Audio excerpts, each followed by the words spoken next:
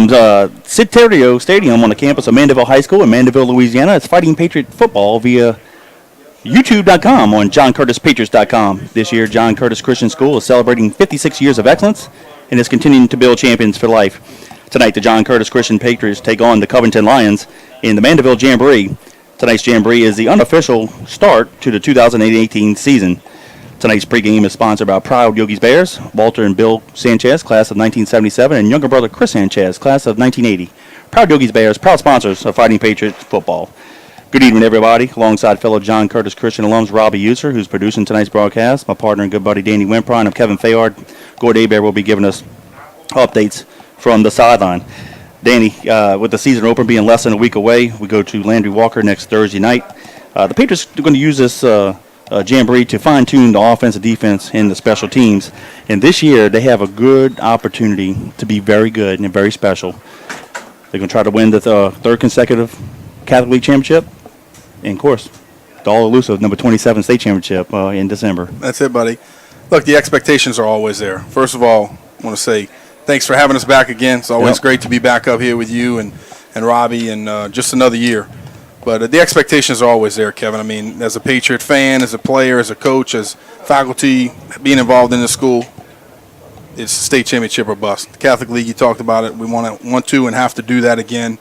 But we have a very capable football team out there. Jamborees, you never know what's going to happen, how long a guy's going to play, how sloppy is it going to be. You want to get those camp jitters out of the way, get some snaps under you, get some series, be able to get out there, get some work. It's hot, it's humid. We're steaming up here already, so I know these guys are feeling it in the sun. But it's a nice afternoon in August.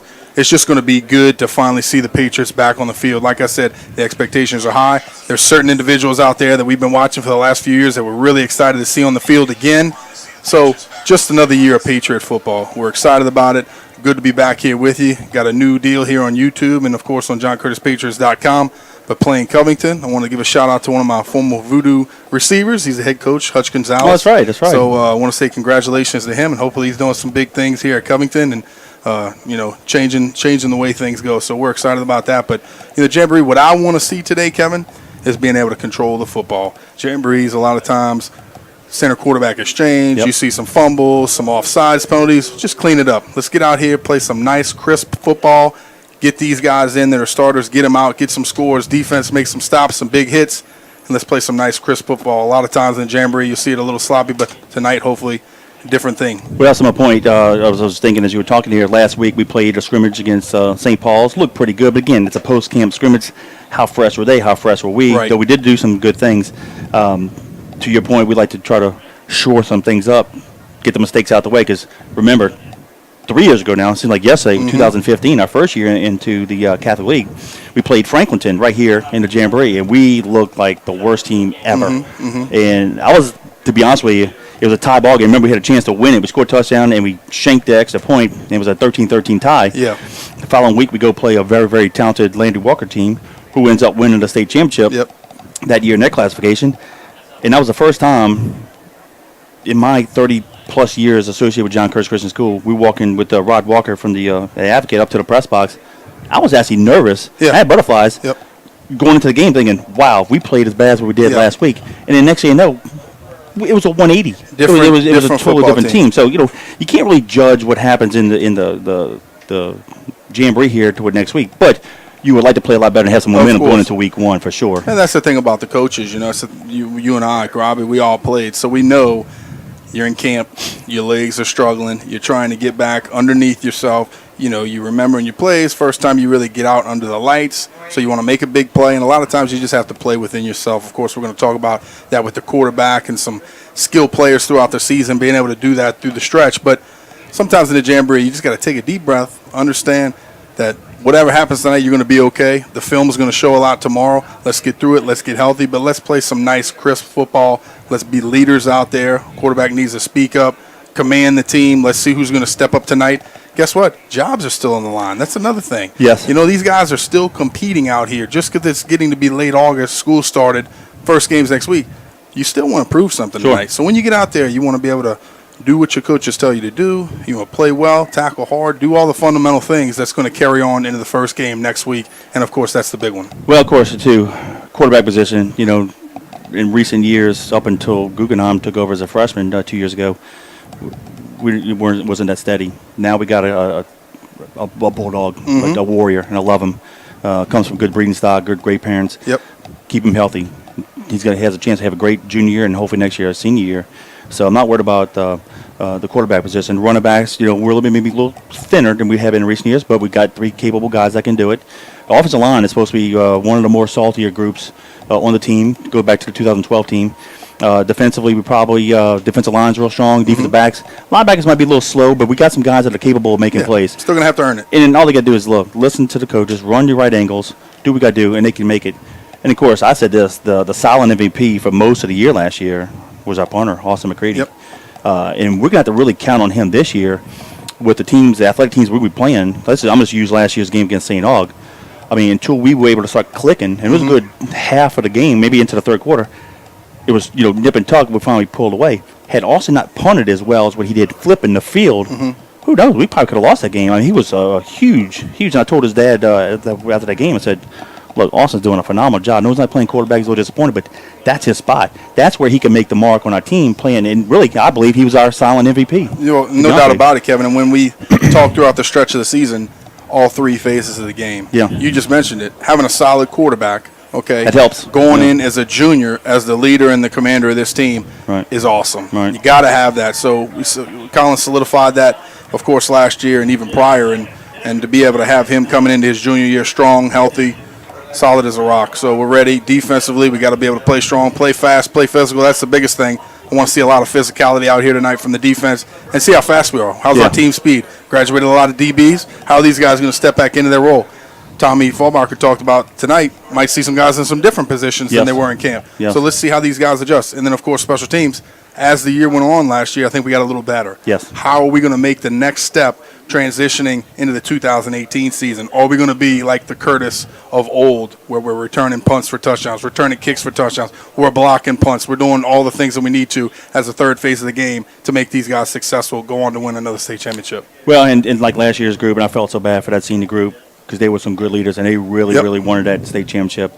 This group of seniors is just as good. Oh, yeah. And good leadership, too. I know Tommy, talking to him at church services recently, and the coaches, they feel that this group can do it. We have a chance to be special again. And last year, look, granted, we lose state championship by 6 points. Very close. Against a very good team that's playing good, Catholic. And Catholic's going to be knocking on the door again this year. So there's a chance we could see them in the playoffs or in a state championship as well. But if the ball bounces a couple different ways, we make some more plays. Yeah, you win, and that's how football is. But in a classic game, the winners can say, "Woo, that was a great game," but the losers can say, "One play here, one play there." Wasn't a great game for That's us. true. Against Jesuit, the same thing. We say the same thing. So one day they blew us out, but if we stay healthy, I do think this could be a special year. And you know what? This is Coach JT's 50th season coaching the Patriots, so why not win number 27 in his 50th year? Nothing could be better, buddy. That'd be awesome. We want to say thank you once again to all of our sponsors, Kevin. Yep. This is our 8th season this year, and this year we have believe. 11 to 12 sponsors, That's the amazing. most that we've ever had. Matter of fact, the great opportunity is we had to cap them. Yeah. I said no more Yeah. because we wouldn't be able to fit you in throughout the broadcast. It wouldn't be fair. Or we're going to have to score a heck of a lot. That's so right. I'm going to like that too. Absolutely. But we want to say thank you to our sponsors, everybody Yep. that's out there that allows us to do this, helps us to travel, helps us to buy new equipment to be able to bring these broadcasts to you live. So we want to say thank you once again. You can find us over broadcasting on YouTube. It's going to be right there on JohnCurtisPatriots.com. Well, that's a good segue there because, again, I want to thank Walter, Bill, and Chris Sanchez. Of course, Walt and Bill graduated in class of 77. Younger brother Chris graduated class of 1980. And they're our original sponsors. I was about to say, they've been with us the whole time. Yeah, they really original sponsors. We started getting that in 2013. And great guys, proud Yogi's Bears, proud sponsors of Fighting Patriot Football. And we appreciate all that they've done. And, look, Walt and Bill were on the very first state championship team. Yes, sir. Who else to pave the way, brother? Yep, and they paved the way for the broadcast. And without their leadership and financial support and loyalty, again, we wouldn't be able to buy this nice equipment that Robbie's got. You got the camera on us now. We'll probably use that during pregame throughout the year and maybe possibly during some halftime. We got a special interview as part of our Parade of Champions interview series. We got fellow Patriot, Craig Pierce, who was a two-time All-State offensive lineman in the early 90s. So his son is a sophomore on the Mandeville team, and he's doing some work up here in the press box, so he's going to be kind enough to join us. And I think it's going to be a nice treat for all you fans listening to hear his perspective on his time as a Patriot in school and in post, and then what did Coach and even Coach Rob, what did they mean to him? Exactly right. As I say that, the Patriots now taking the field. Covington, they took the field a few minutes ago. The Lions are in their traditional gold helmets, navy blue jerseys, and gold pants. The Patriots are in their traditional white helmets, white jerseys, and blue pants. And we'll talk a little bit more about uniforms as the broadcast goes on. But these are the same ones that they've worn last year.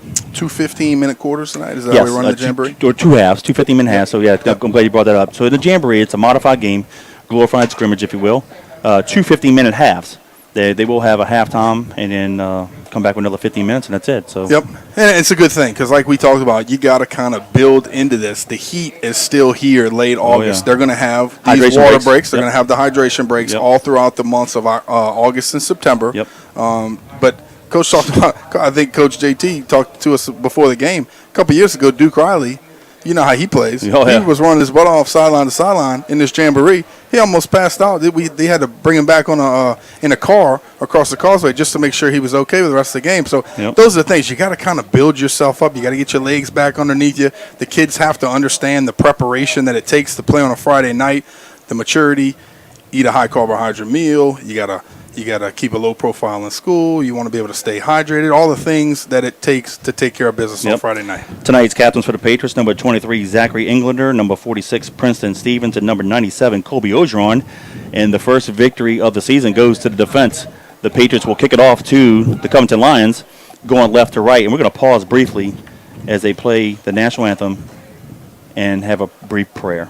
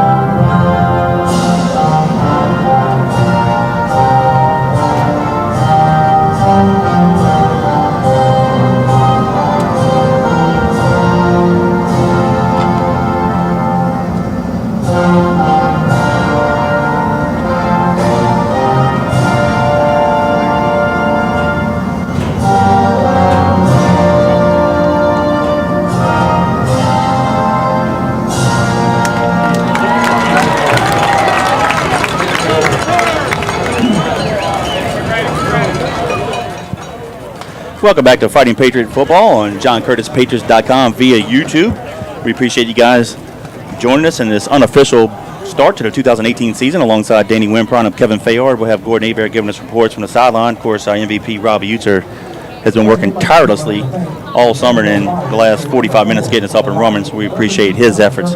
The Patriots won the opening kickoff, and the defense should say won the opening kickoff, and will be kicking off to the Covington Lions going left to right. I do want to mention this happens every year. We do have our roster, so we will be able to identify our players. Unfortunately, we do not have a roster for Covington, so we're just going to call them by their names. And if we overhear the PA announcer, we'll just kind of go a delayed identification of their players. I tell you what, Kevin, I saw Colby Ogeron go out to do the opening coin flip, and it looked like he got a good bit thicker this year. He's registered at 255 in this program from last year. I guarantee he's 275 this year. He's looking really good. He is, and he just recently committed to Tulane, and they have him earmarked for an offensive lineman position. How about that? Yeah. That's good. Yep. But he's one of those taller, rangy guys. Yes. You see some of those guys make that transition with the big, long arms in college, be able to play like a tackle or something like that. You see that a lot with the athletic tight ends. Guys move down, put their hand on the ground, and have great careers. Dylan Gordon did a little bit of the same. And since we're talking about defensive linemen, I'm going to look for him and Angelo to be the big bell cows. Of course, when Zachary Blake gets around with his track commitments this summer, gets in football shape, I like our front. Well, that's what you talked about before the broadcast, that there are certain things and certain keys and positions that you look forward to watching, and I'm really excited about watching these guys come out and hit somebody early. Austin McCready, number 16, will doing the kickoff. We're going to go left to right. Again, we apologize ahead of time. We do not have a roster for Covington, so we'll just identify them by their numbers. I'll tell you what, Austin McCready last week against St. Paul threw the ball very well also. Yes. He really did. He is the backup quarterback as well. And the 2018 season unofficially begins now as McCready's kick is fielded at the 5-yard line. Going to be returned to the 26-yard line where he's brought down by number 3 for the Patriots. It'll be Corey Wren. So it'll be 1st and 10 Lions at their own 26-yard line. I bet you Corey's the guy that we see down there first on kickoff all year. He is the track star for the Patriots, and we will talk a lot about him as the year goes on. You know, let's reminisce a little bit. 8 years ago, this is the beginning of our 8 years. That's right. At all but one, Jamboree's been here. And our very first one, we were on the right side of the press box, and it was against Covington. That's right. Yep. Covington's going to be in a little pistol formation, 2 receivers to the right, 1 near side. They do have a slot to the left. Quarterback number 6 calls the ball, throws it far side, complete to the receiver number 3, and he's quickly brought down by, looks like, number 38. Yep, Dante Thomas. Yep. Got it to the 35-yard line, so it's going to be 2nd down and a long 1. Gain of 9.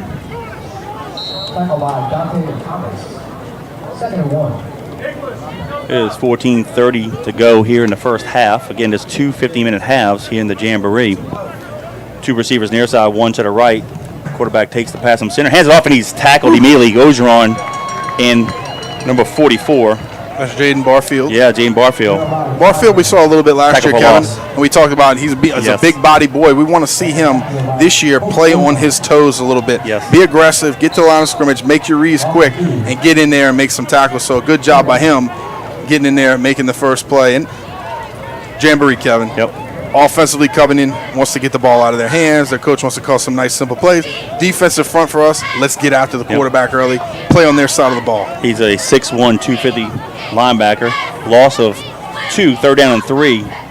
Quarterback takes the pass from center, rolls near side, and incomplete. Had the receiver, but he tripped, and that helped the Patriots out. So the Patriots forced a 3 and out, and with 13:40 to go in the half, forced the Lions to punt. Receiver kind of came in almost on like a deep in route, like a little, and then whipped back out to the outside, tripped himself up a little bit, and looks like we're going to have number 5, Caleb Spann, and Clay, and Donald Clay back there to return the punt for the Patriots. Clay near side, Spann will be the far side halfback. They're going to stand at the Patriot 35-yard line.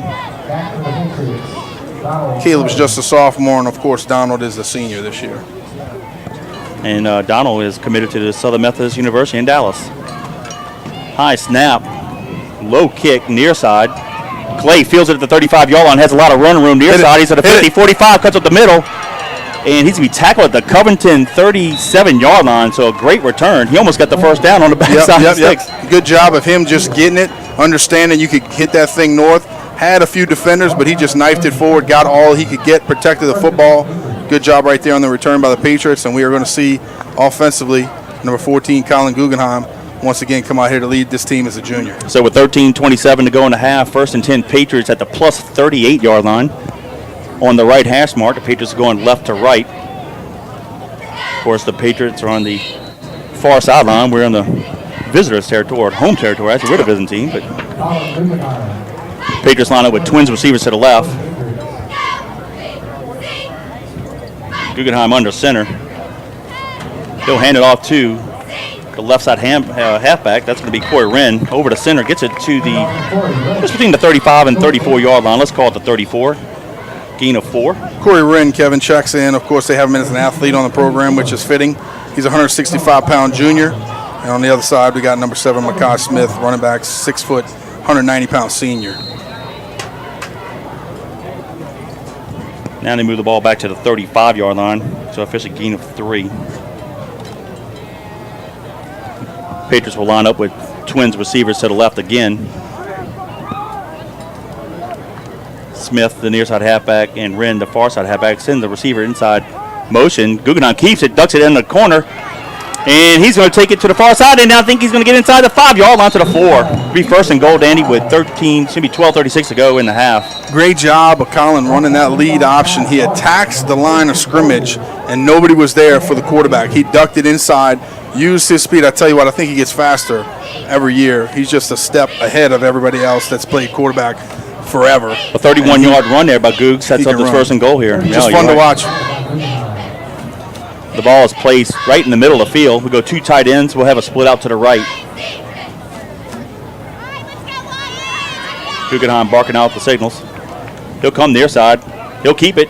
And he reaches across the goal line. Got it! There's a 12-20 to go in the half. The Patriots get on the board 6-0 with the PAT pending. Great job. Good push right there by the offensive lineman, getting those guys back into the end zone. Good job of Colin reading it, ducking it, getting the first score. McCready will kick the PAT. But you know what, Kevin? It's always nice to get that first one out the way. Oh, yeah. You know, get those guys, take a deep breath. Like we talked about before, this is the Jamboree, but that doesn't feel any different as a player. You want to be able to get that thing in the end zone, do your job. So offensively, this series, great job. Go ahead and get this extra point and feel pretty good. Talk to your coach. Let's communicate. Yep. Guggenheim will hold it. Snap. Place. Kick is up. And it's good. So with 12-20 to go in the half, it's the Patriots 7, the Lions 0. Kevin, for that scoring drive, I want to say thank you once again to Moe's Pizza, Jeff Arsmith, class of 1986, and his wife Lisa. Jeff's been an original sponsor with us as well. Yep. He never turns us down, always very giving to the Patriot family. So I want to say thank you to Jeff Arsmith with Moe's Pizza. They're located at 1112 Avenue H in West Wego, 504-341-9650. They specialize in homemade hand-tossed pizza, lasagna, meatballs, and spaghetti, and muffaladas. Go check out everything that they do at moespizzanola.com. 341-9650. Tell them the broadcast team sent you. They'll give you nothing off, but I tell you what, you're going to enjoy it.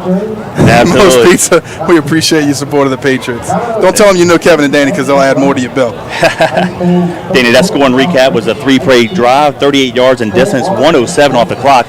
2 key plays, Donald Clay's punt return that set the ball up at the 38-yard line, and also Guggenheim on the second down play had a 31-yard run, got to the 4-yard line, and of course he took it over from 4 yards on the third play from scrimmage, and the Patriots lead at 7-0 with McCready's PAT. All 3 phases doing their job so far. Defensively making the stop, special teams, great return, offense putting the ball in the end zone. Couldn't ask for anything more. If you guys listen to us on the live broadcast, feel free to text us a question or comment. Give us your name and location. We'll give you a shout out. 504-259-7690. Again, 504-259-7690. McCready's kick high near side, fielded at the 12-yard line.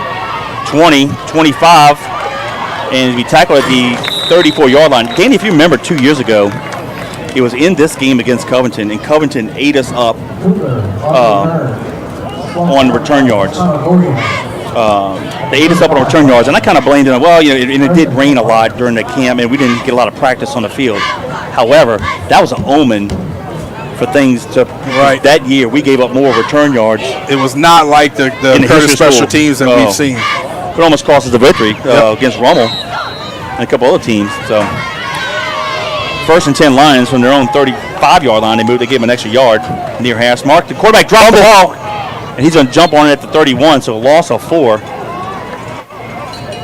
Kevin, we've got some names out there. Like a guy like Joshua Valentine. We see Big Boy out there, number 92.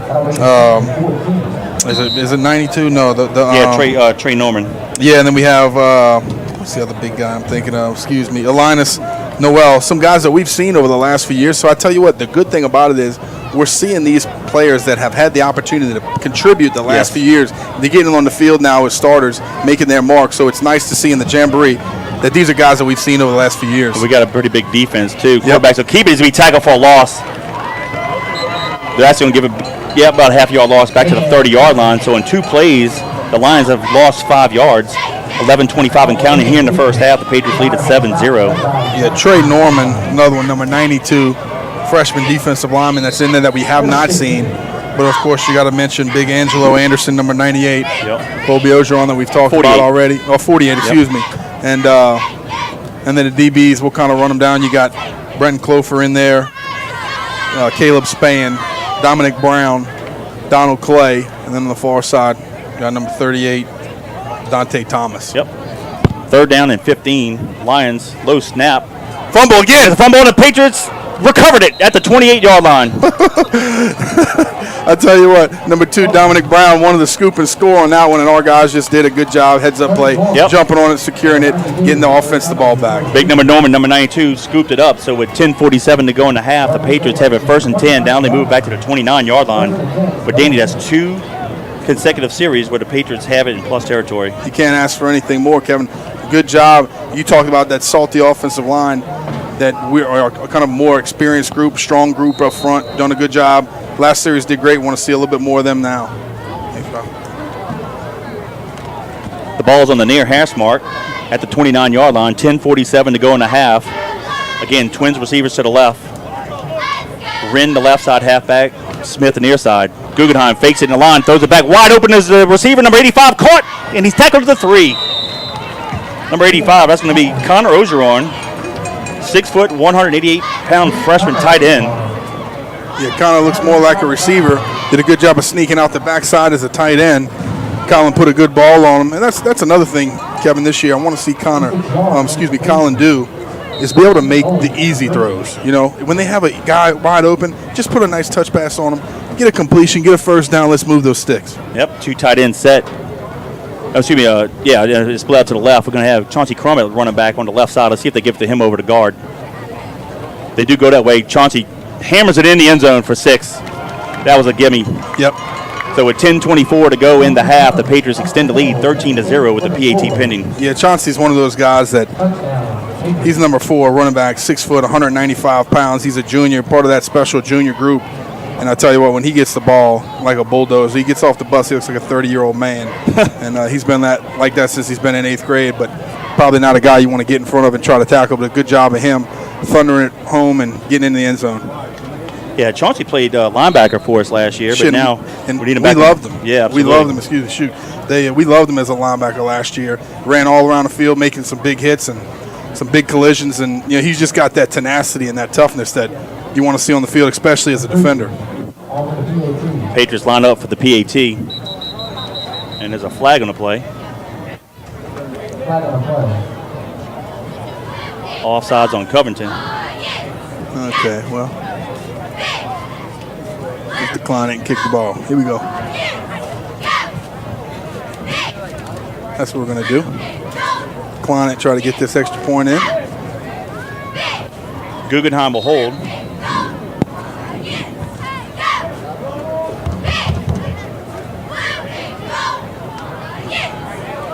Here's a snap. Plays, kick is up. And it's good. So with 10:24 to go in the half, the Patriots now lead the Lions 14-0. Oh, good job right there. And I tell you what, Kevin, what is it, 10:24, and we've already got 14 points on the board? Yep. Awesome. I want to say thank you to one of our new sponsors this year, Kevin. Do that.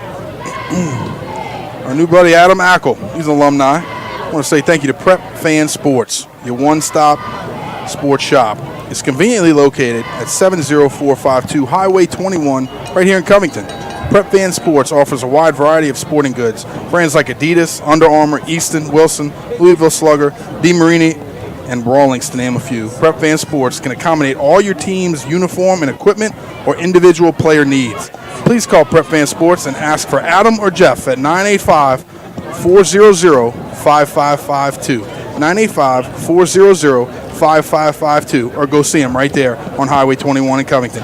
Prep Fan Sports, Adam Ackle, want to say thank you for your support of the Patriots. Danny, after that fumble recovery, the Patriots had the ball at the plus 29-yard line.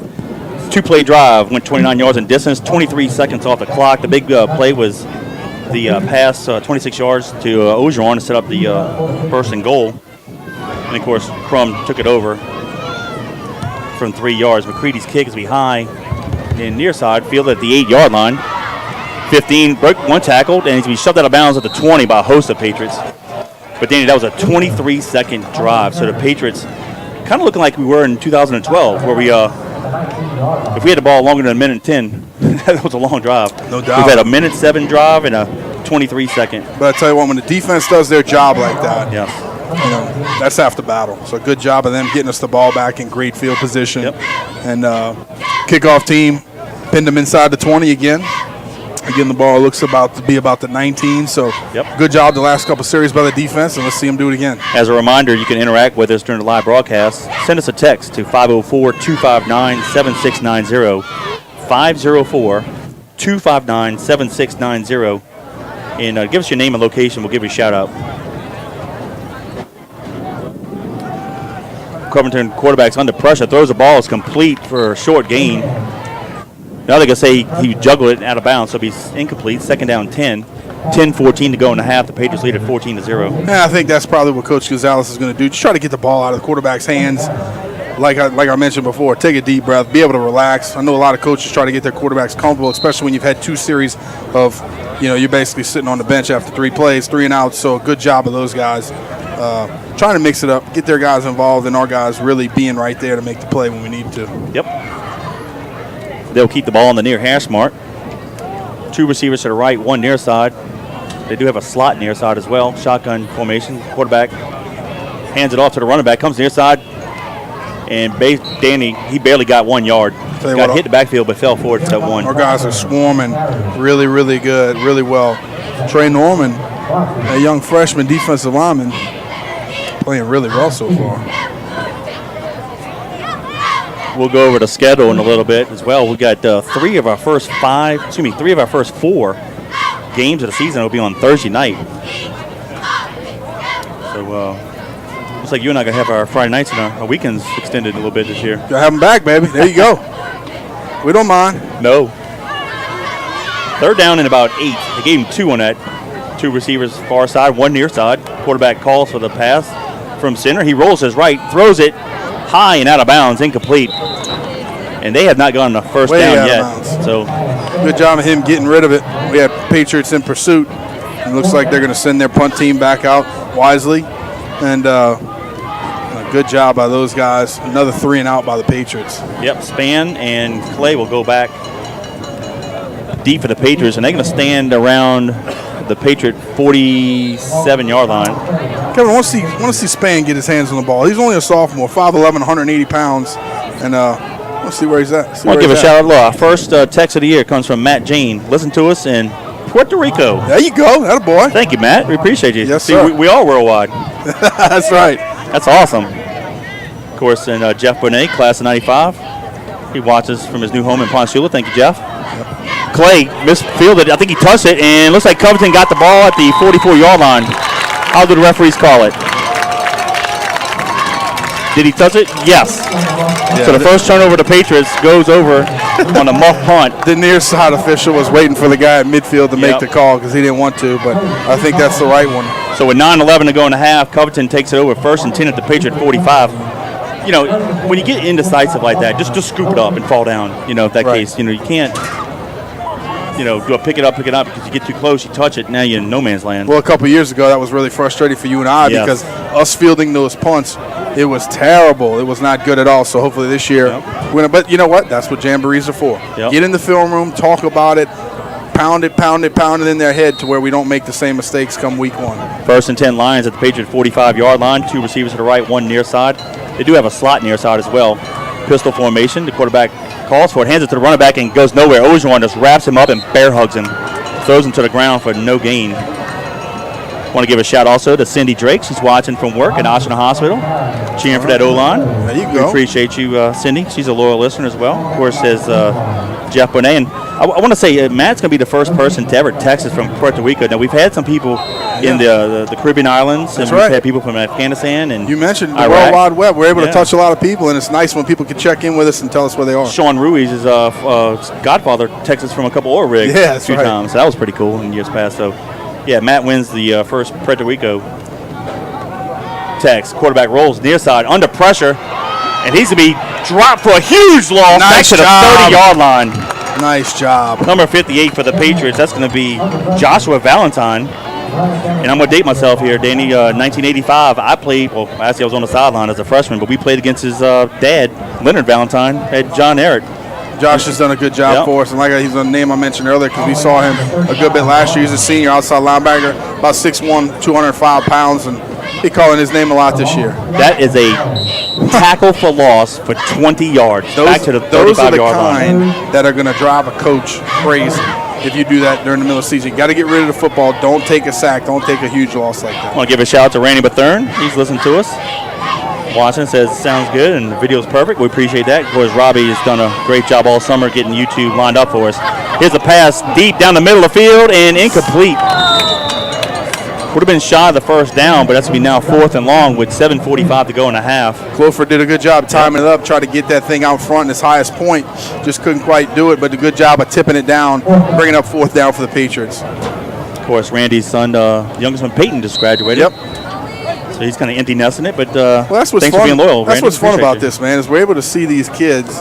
Remember when we first did this? Peyton looked like Peyton was probably 3.5, 4 feet tall. That's now right. he's as tall as me. Yeah. And it's nice to see these kids grow, especially when they're out here on the football field and we see them as 8th graders and all of a sudden they're seniors, they're graduating, they're going to do big things. So part of it. Here's the punt. Wren, you're going to let it bounce, and it's going to be covered by Covington at the 40-yard line. So with 7:35 to go in the half, the Patriots will have it 1st and 10 at their own 40. Well, Dan, I was about to say, with Randy listening, and I know Jerry DeLome, that's Colette's mom. Yep. She's listened to us. I want to give her a Yeah, I shout saw out. Colette's dad the other day at Yaya's. A lot of the parents, we became friends with them, and though their kids have since moved on and graduated, they still check in. So we appreciate you guys. Yeah, we talked to Terry Buffoni. Yes. Before the game, text him, asked him how he was doing, how his mother's doing. If you guys, I'm sure most of you know, but Terry's dad was my center back in the day, and number 50, and his dad passed away. And so we want to say, God, we love you guys. I know y'all are always listening. Terry's out there in Houston, but he listens all the time. So it's great to have guys like that are listening everywhere and part of the Patriot family. Absolutely. 1st and 10 Patriots, Twins receivers near side, ball on the left hash mark, and the ball's on the ground. Guggenheim just fell on it, just dropped the snap. That's that Jamboree stuff I'm talking about. And I can't remember when it was, but remember when we must have had 2 years ago. Oh gosh! First play of the game. When for the first I was ready to choke games. you. It was unbelievable. We were driving ourselves nuts up here in the booth. Yep. And but man, just simple things. Simple Awesome things. one. In the Jamboree, you're able to kind of laugh about it and shrug it off as announcers. But when those things happen during the regular season, we want to kill each other up here because it's frustrating. It happened in the Jamboree. It didn't happen in the first play of the first 4 games. That's right. We That's snapped. right. And that then, was it. and if you remember, in the quarterfinals against Rommel, we threw a pick 6. Yep. Like, what are we doing Couldn't here? get away from it. Nope. It's one of the little hydration break with 7:30 to go in the half. The Patriots lead at 14-0. We need one too. Thank you, Robbie. Tell you what. If you guys think it's hot outside, I'm no the Patriot fans of the sun. We're in this booth with no ventilation. It's hotter than the devil's toenails up here, to be honest with you, man. Hotter than the devil's toenails. It'll be a good deodorant commercial. All right, here we go. 2nd and 11 from the 39. Twins receivers near side. Guggenheim under center. He's going to drop back to pass. Throws near side. Caught at the 45-yard line, and he looks like he may have dropped it after the fact. He did. I thought he'd say incomplete now. I thought he caught it and then put it on the ground trying to get up to run, but it's going to be incomplete. I tell you what, Javon did a good job of trying to come back to the football, and a little bit low, but we got to come up with that catch. Well, you know, in high school and college, you can't run. Your knees hit the ground, so just catch and go down with it. I think it's a natural reaction for kids that always watch TV, and you and I are always like, what are you doing? What are you doing? You're not to that level, so maybe one day. So it's now 3rd down and 11 from the 39. Ball on that left hash mark. They'll stay with Twins near side. Guggenheim back to pass. Looks near side. Throws the short out route. Going to be incomplete. Intended for number 26. That's Joel Taylor. I tell you what, Kevin. That'll be 4th down now. It almost looked as though he was throwing the curl route, and those guys kind of met up on that little seam there because that was a tall throw for the guy that was coming out here in the flat. Not sure, but it'd be interesting to see if he was trying to throw that to the curl route and the guy that was in the flat kind of tipped it up. So we're going to go ahead and line up for a punt here. Yep, McCready comes on the field to punt it. 7:14 to go in the half. They're going to stand around that 30-yard line. I bet he kicks it over their head. Nice snap. Beautiful kick. Field at the 25-yard line. Dropped it. Yes, got it. Yes, sir. He muffed the punt, and the Patriots got it at the 24-yard line. Kevin, that doesn't happen if you don't have good punt coverage. Exactly. Good job of all guys getting down there with speed. As soon as he dropped it, we were right there to make the recovery, so good job by us. You want to guess who got it? Corey Wren. Corey Wren. Good guess. So with 7:06 to go in the half, the Patriots have it 1st and 10 at the plus 24. It's so fun to watch Corey play, man, because just true speed like that. Most guys don't make the transition from the track to the football field like he was able to do, and it's nice to just watch him. Crum and Smith are the halfbacks. Crum left side, Smith near side. Ball not quite in the middle of the field, just a shade to the left of center. Guggenheim 3-step drop, has it blocked. He tried to throw a quick out route near side, but credit the defensive lineman for Covington getting his paw up and knocking it down. Yep, good job by them. Got to get that ball out. Offensive lineman got to get those guys' hands down. Now Guggenheim comes out, McCready comes in at quarterback. 7:02 to go in the half. The Patriots lead at 14-0. Twins receivers to the right. McCready goes to the left. He'll keep it, and he'll have a short gain. He gets it to the 21-yard line, gain of 3. May 3rd and 7. May have been a give read, but I'll give him the benefit of the doubt. They'll figure that out tomorrow. But it's good to see him in the game, and looks like we're already starting to rotate some guys in and out offensively. Yep. You guys hang tight with us at halftime. We have a special interview with fellow Patriot Craig Pierce, graduate in the early 90s. 2 tight end set, receiver near side. McCready keeps it, and he's going to be tackled after a short gain. Got it to the 19-yard line. Let's see if they opt to kick the field goal or not. I'll go for it. And looks like the field goal team's going to come in. So they're going to place the ball at the 19. We'll spot it at the 26. So it'll be a 36-yard field goal attempt.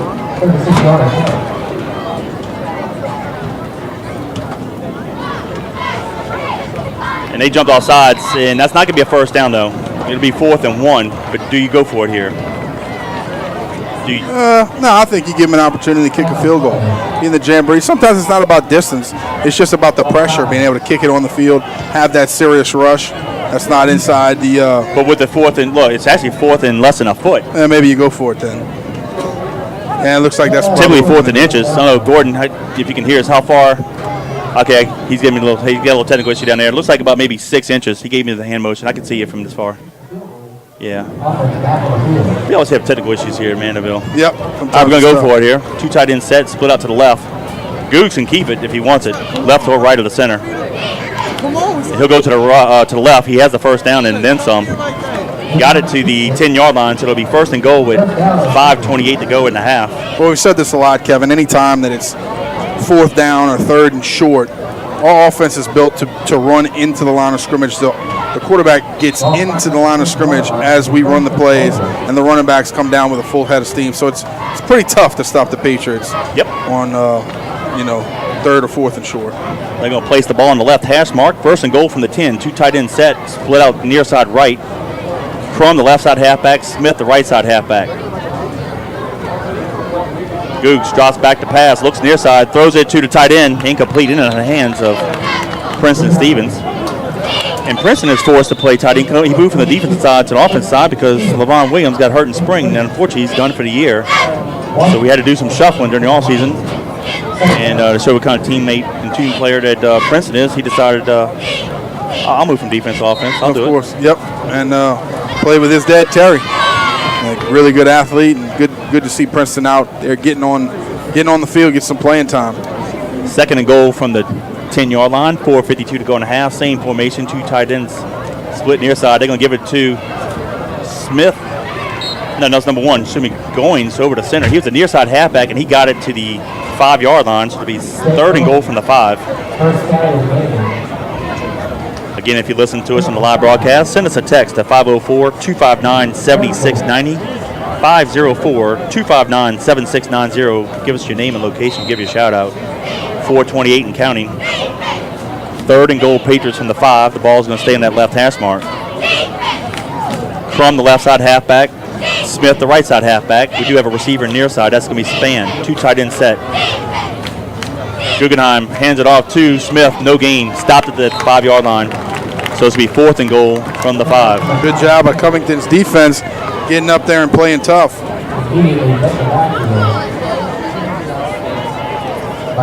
Let's see, do we bring the field goal kicker? Yep, here comes McCready. Just under 4 minutes, 3:50 and counting. So this is going to be now a 22-yard field goal attempt.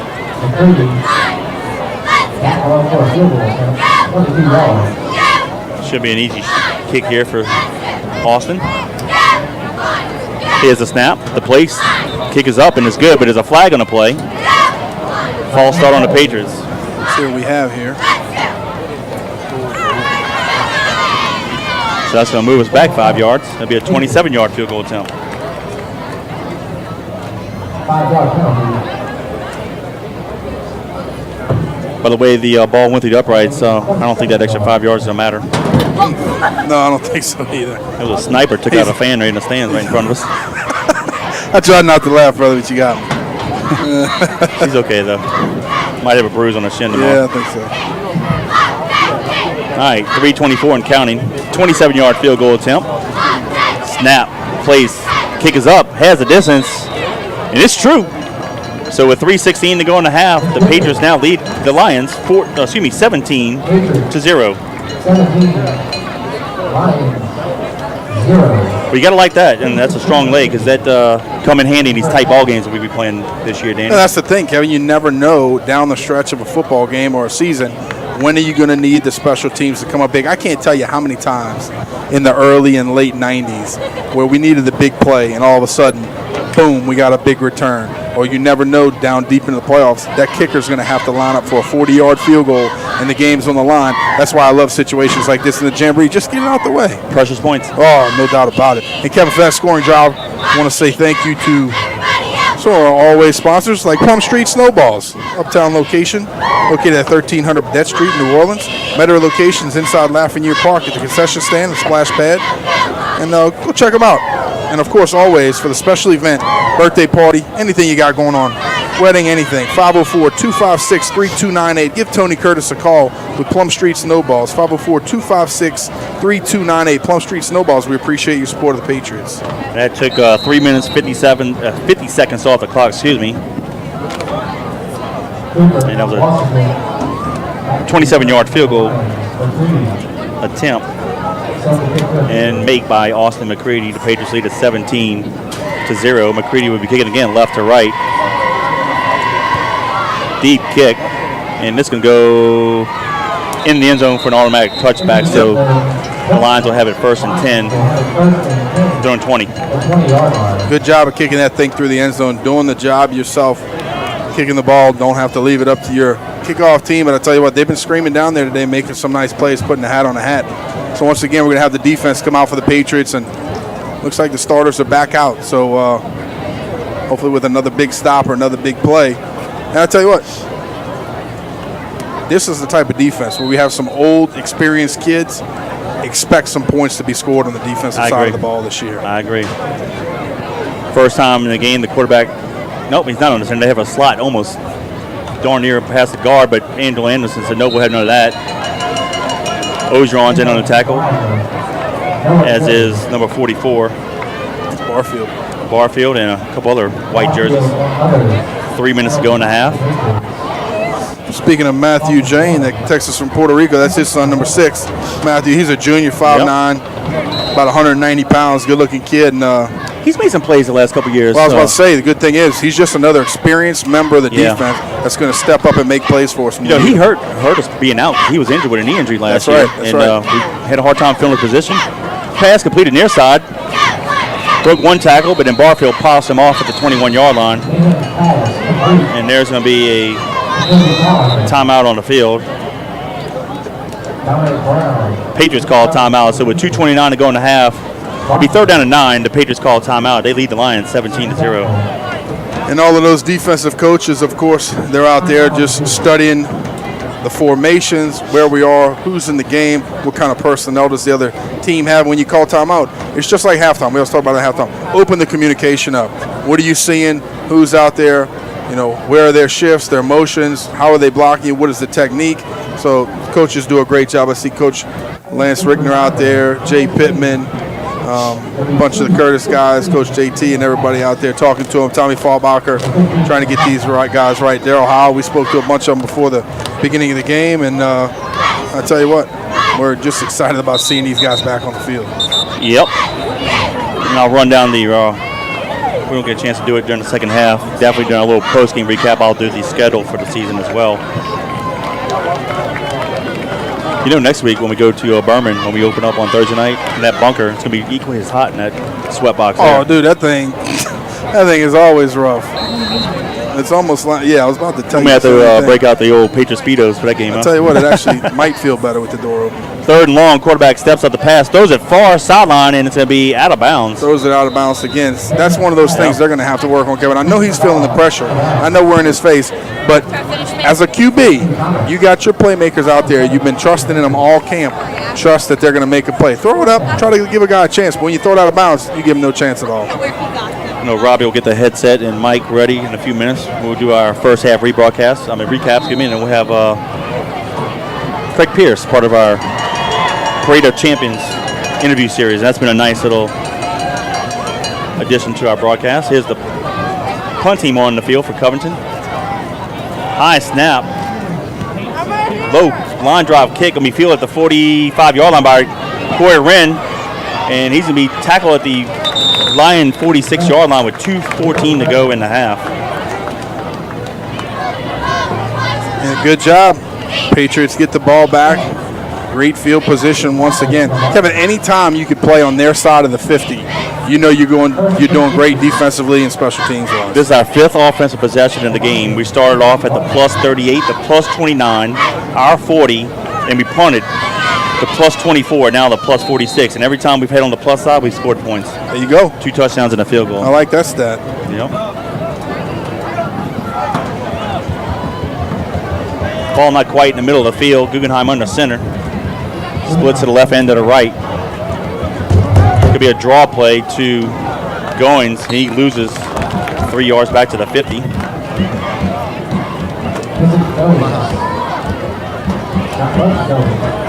After our game here, we're not going to broadcast it, but after our game here at Mandeville will be Mandeville versus South Plaquemine. 1:56 to go in the half. Guggenheim back to pass, and he's in trouble, and he's going to go down around the 42-yard line. That was the old lookout block by the offensive lineman.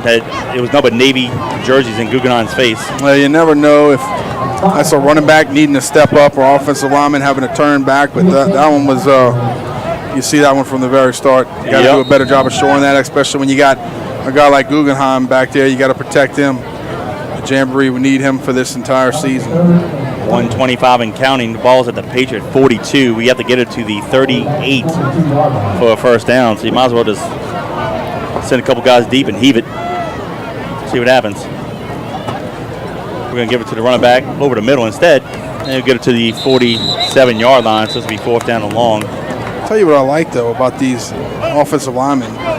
I've seen them hunt, right, already to the 2nd and 3rd level. These guys are going after and trying to chase down the blocks. You always like that. You don't want a lineman that hits, stops, stands there and looks around. These guys are hunting guys up.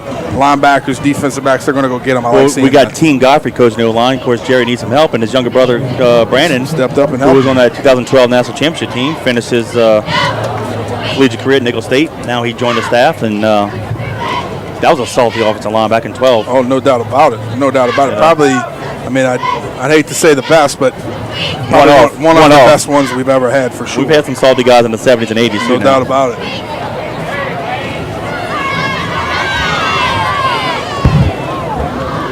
I can't tell. It's got to be a minute 7. The goalpost upright is blocking the minute.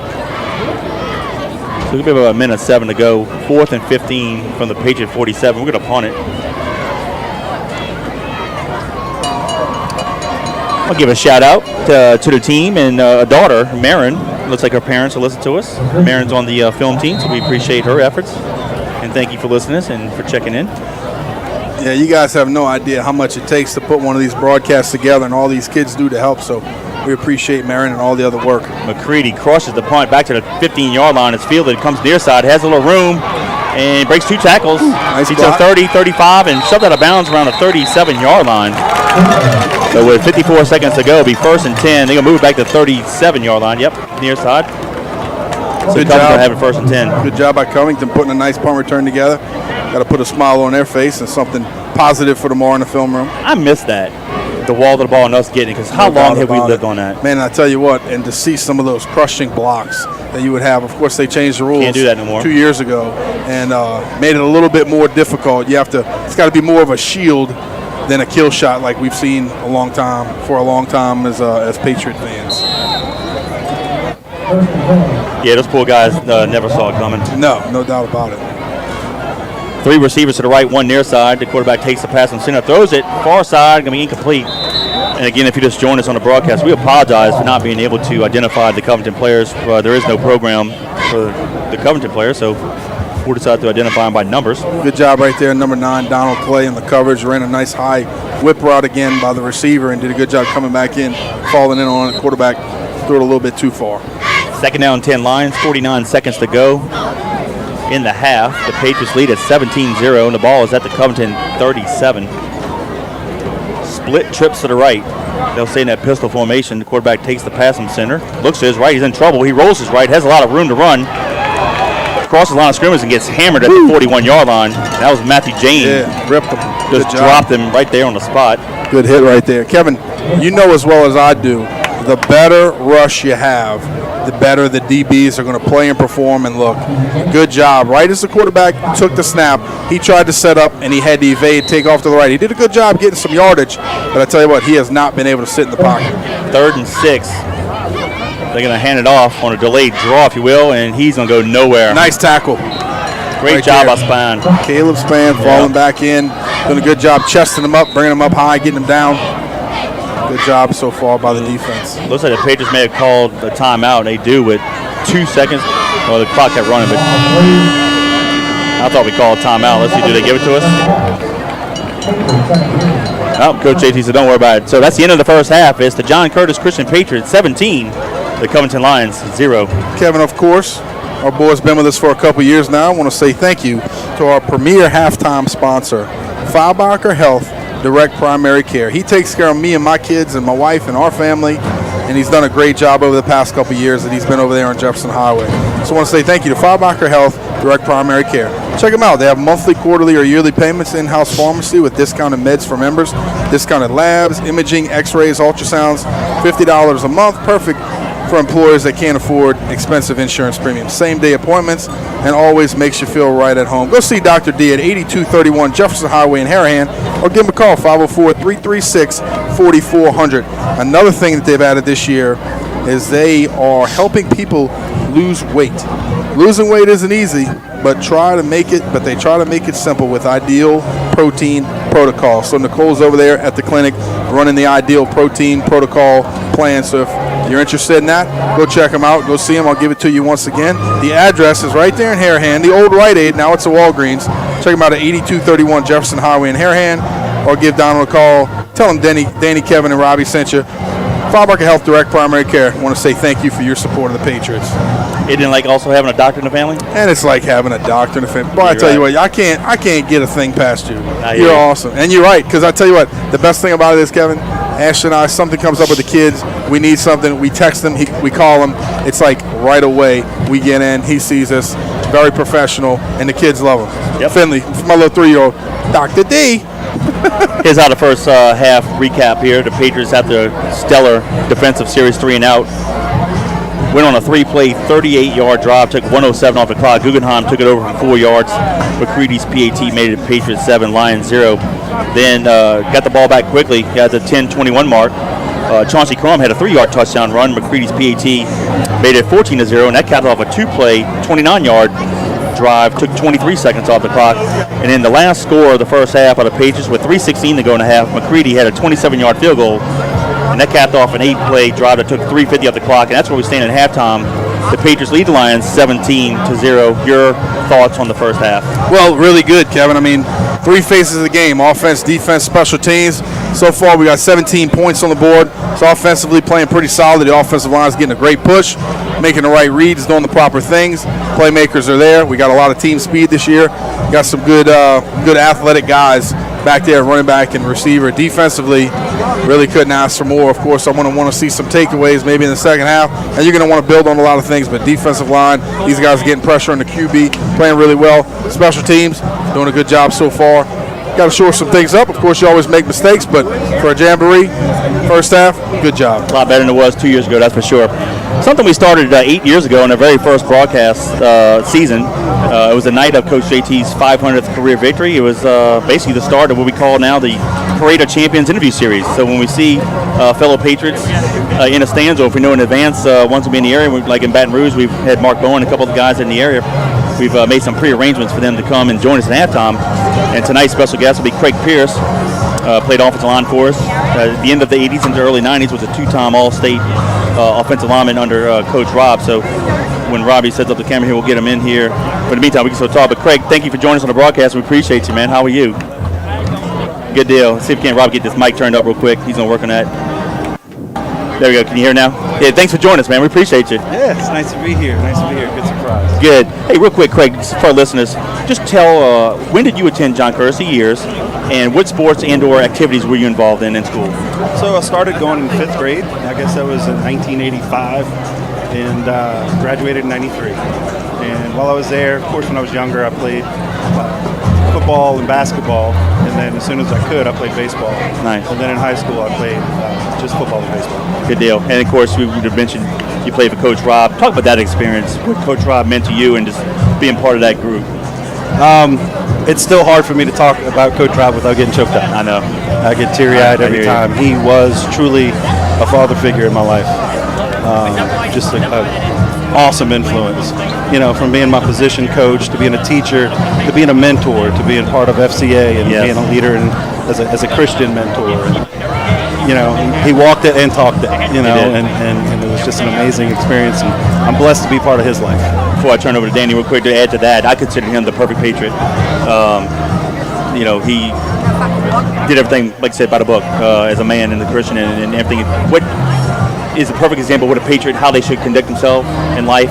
He was it. Absolutely. And it was perfect. So I know you're kind of in the middle. I graduated in 89. 30 years ago, this fall was my senior year, and then Danny started right after. So you kind of in the we sandwiched you guys. I know. Your era, I know. So I'll let Danny ask you a couple questions. Tell here. us about some of your memories that you had as a Patriot. What are some of the things that you remember? Special people, like you just talked about, Coach Rob.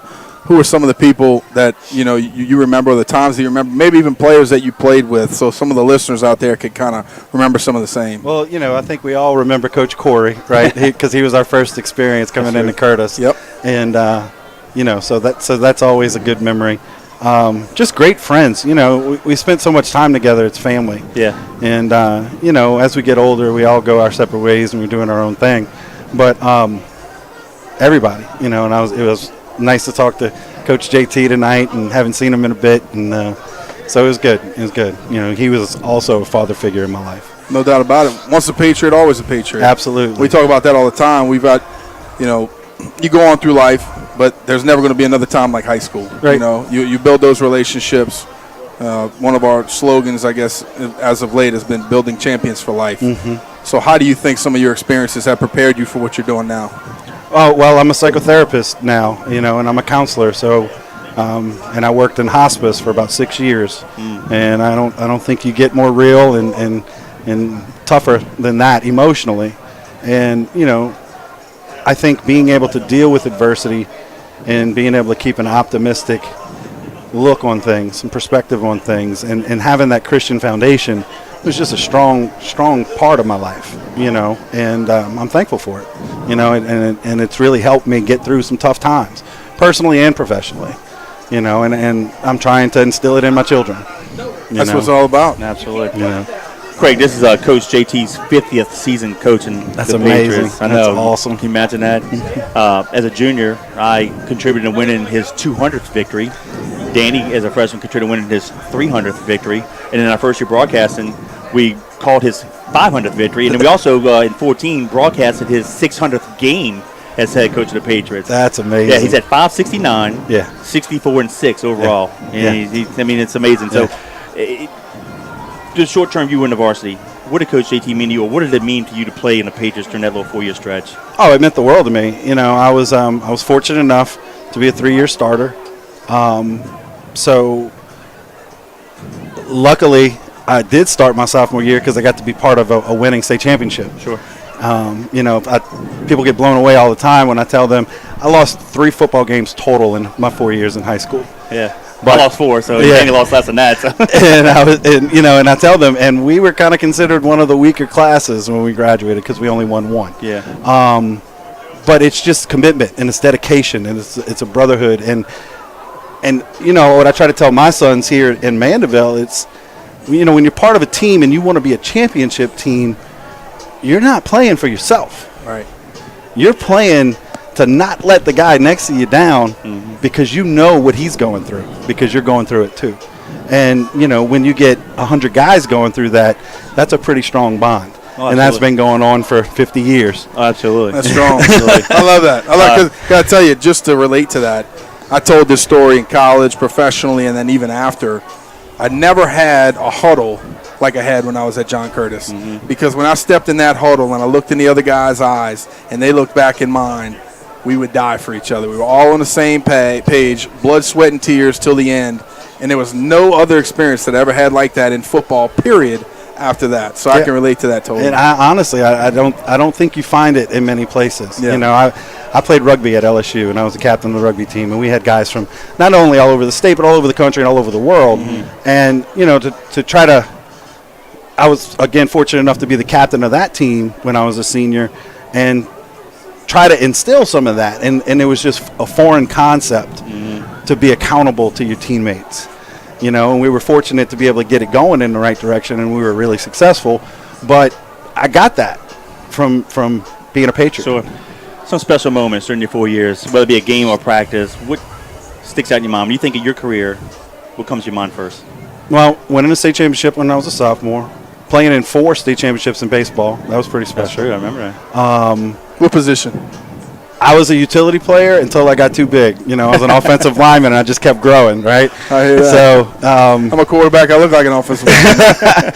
So, you know, when I was a freshman, I played second base, center field, some. You know, by the time I was a senior, I was a DH and a closer. You know, on the mound. But I was 270 pounds. Right. So, you know, third base, second base was definitely out the question. Sure. Chapel. Yes.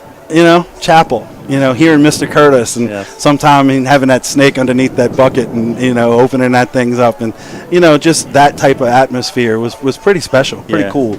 Not many of our, you know, friends from around the city got to experience things like that. So that was pretty cool. That is. So that was cool. No, I totally agree with that. And that's the thing, too. Unfortunately, when Mr. Curtis passed away in May of 2005, so it's not the younger kids' fault. They don't get a chance to know him like we did. And he loved his boys, and we were his boys, the football team. He really loved the Patriots, and it was awesome, you know, to play for him. And you didn't want to let him down. No. You know, let me tell you a quick story. 30 years ago this fall was my senior year. So my 4 years were when we moved to AAA. And my junior, senior, we played Brother Martin. Well, we played Brother Martin all 4 years in Jamboree, but my junior, senior, we played him in the state in the Superdome. We lose my junior year, but we win 14-0 my senior year. We played okay. My coach, JT, saying it's not okay at all. So we're in the belly of the Superdome in the locker room, and the coach is really kind of hammering us because he knew we had a good team, but he wanted to set the tone, kind of like what Nick Saban does. Right. Though you win, it wasn't pretty, but I'm not going to let you rest on that, right?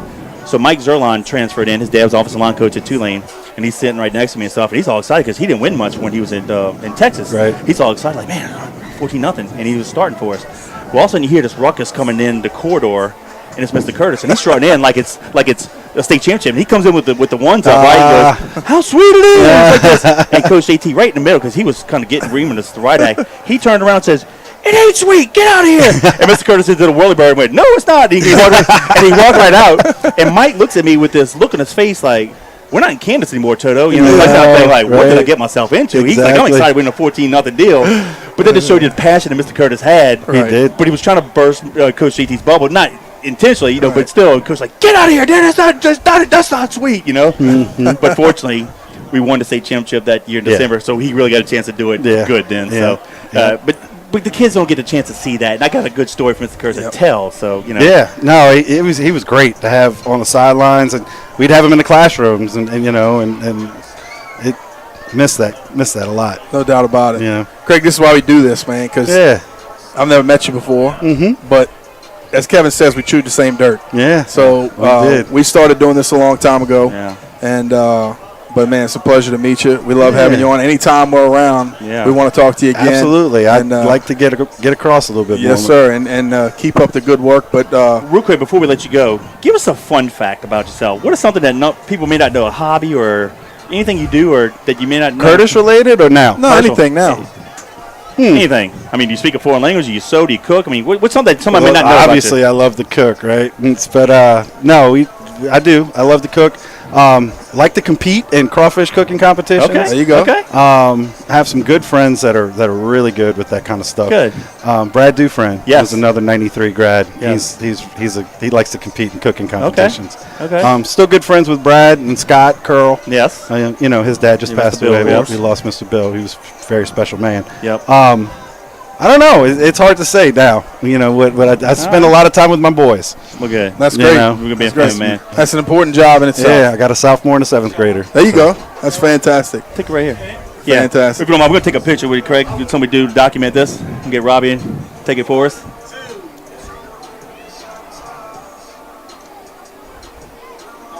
You can do it again. One more. He's going to stand outside the press box. Great. Thank you. Thank you, brother. It's a pleasure. Hey, it was great. Appreciate It was you. a Awesome. stranger. And listen, know you know your son's here and you're working here in the press box. Put a little earbud and listen to us on JohnCurtisPatriots.com when we play on Friday nights and you have a Mandeville game. You can listen to us. We'll give you a shout out. I'll try. I don't know if I'm that coordinated. or actually, this year we have a few Thursday night games. That's nice So, because I think we only have one. Yeah, and the good thing about our broadcast is the viewers know you can text in, Yes. let us know who's listening. We can read it, and we get everybody a shout out. Are y'all going anywhere besides the Battle on the Border? That's the only That's far the only one. one. That's Yeah, the only Baton thing that Rouge. we're really traveling. Okay. Yeah, Yeah, so- we're going to Baton Rouge next week. We play U-High. The 14th will be against Go get 'em. Parkview Baptist, and the rest of the year will be here in the New Orleans area. So, and we do have 2 Saturday games. So St. Aug on Saturday be at Tulane, and then Rummel will be at East Jefferson on a Saturday. So maybe you can make a Saturday game. Yeah, we'll definitely come try to check that out. So, but it's good seeing you, man. It's great catching up, Take care of fellas. yourself, Y'all man. do a Thank great you. job, by the way. We appreciate you. Appreciate you, I've buddy. listened to y'all a lot. Nice talking Just to you, never man. called in and texted Yes, in. Nice sir. to finally meet you. Well, man. now you're part of the clan. That's of, right. Of what Kevin calls. What do you call him again? The Ghost of Patriots Past. Ghost There of you Patriots go. Past, That's definitely the Ghost Parade of of Patriots. Champions. The right? Parade of Champions interview series. That's There you right. go. Thank you, Craig. Thank you, man. Thank y'all. Yep, that was Craig Pierce. And I love that, man, what a because treat. because growing up, when I first got to Curtis in 7th grade, I used to hear Matt and Steve and Preston and Lance and these guys talk about Stonebreaker and Bobby Powers and all that stuff. And I'm like, who the heck are these guys? I don't know these guys, So just to have a guy like Craig back on again and understand and to hear some of those stories that we can relate to again, it's just an awesome deal, man. So we appreciate him coming back here with us. Right now we got about 2:45 left in this half. It's 17-0 if you're just joining us, and the Patriots are up 17-0. And been a pretty good first half for the Patriots, like we talked about before. Offensively, defensively, special teams are taking care of the football and doing what we need to do to be victorious. So, before the game, of course, there's always some anticipation, some unknowing on some positions. You're not sure how you're going to perform. I tell you what, looks pretty darn solid for the first 15 minutes. No, I like us very much. So here, the Patriots take the field on the far side. We stay healthy. We have a chance to be special, and there's no doubt in my mind that there's no reason why we can't win a state championship this year. We are on the skill position. I think we're loaded. We have to, bulk up a couple of areas. We're not as deep as we were in certain areas, but hey, we stay healthy. It won't matter. No doubt about it. And let's relate it to this. Play your kind of football. Yes. Don't try to be something amazing that you might not be. Just do what the coaches coach you to do each and every week. Week in, week out, do your job. Just like Craig talked about. Yeah. You believe in that guy believes in you. You put in the work, spring, camp, running the levee, doing the things that you need to do, you're going to be a champion. I agree. We're going to flip the fields here, so the Patriots will be going right to left, and Covington will be kicking off to us, and hopefully this will be the only time they kick off to us. And I want to see what we can do here on the return and get a good return, set up the offense, and then continue what we did in the first half as we scored early and often. Yes, sir. No doubt about it. The officials are still waiting here for the clock to strike 0. We got about 54 seconds left. I know Kevin can talk for 54 seconds. Oh, yeah. No doubt in my mind. Far side is going to be, halfback is going to be Corey Wren. The deep back is going to be Donald Clay, and near side, Mekhi Smith. Well, if you remember, the season opener 2 years ago, we had the lightning storm. Oh, my goodness. We had a 2-hour and 45-minute pregame plus a 2-hour and 50-minute game. Oh, man. Hey, give a shout out to Michael Maples. He's listening to us. We appreciate that, Michael. Thanks for being a loyal listener. Hey, what's up, Mike? Tell you what, he does a great job when he snuck in. He'll sneak in the press box and do the behind-the-scenes with the camera, and documents that. I think the fans have liked that. Yep. So we hope we can do that again sometime this year.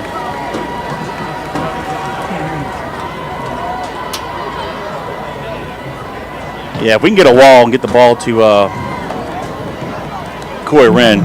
Oh, I tell you what, this dude. I love it. You know how we always pick kind of like our favorites? You know, I hate to say that, but we always have these players we love to watch. He's one of mine. Sky kick going to be fielded at the 23-yard line by one of the upbacks. He's going to be tackled at 29. So with 14:56 to go in the half, be 1st and 10 Patriots at their own 29. I want to give a shout out to Troy Blackburn. He's listening to us. He says the video and the quality is 10 out of 10. So that's what I'm there talking you go, Robbie. about. 10 out of 10. And Troy's the one that always does those nice videos. So oh, man. He knows what the quality's all about. So thank you, Troy. He does those highlights after the game. I'll tell you what, though, Kevin, on that kickoff, good job of us. We got to do a little bit better job communicating who's got the ball. Yes. But a good job of us just securing it on some of those short kicks. They can get a little scary. It's a good job securing it, just getting what you can get and getting down. They gave us an extra yard, so they placed it at the 30-yard line, 1st and 10 from the 30, 70 yards away from pay dirt. Collins back out. Yep, ball in near Hassmart. It's like Wren and Smith are the halfbacks. They'll give it to Smith near side, and he'll get it to the 33-yard line, gain of 3, 2nd down, 7.